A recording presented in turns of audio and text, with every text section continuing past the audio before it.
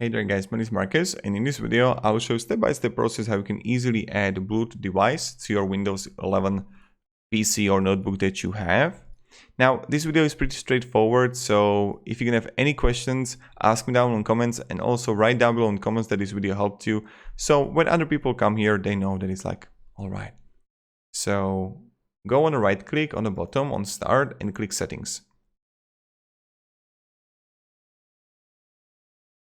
Under System is going to be Bluetooth and Devices, and then you can simply add a device, and then you're gonna have like Bluetooth here under Mice, Keyboards, Pens, Audio Device, and then this is pretty much it how we do it. So this is how you can add a Bluetooth device,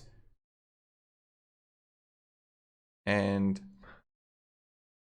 yeah, thank you very much and have a great day and goodbye. See ya.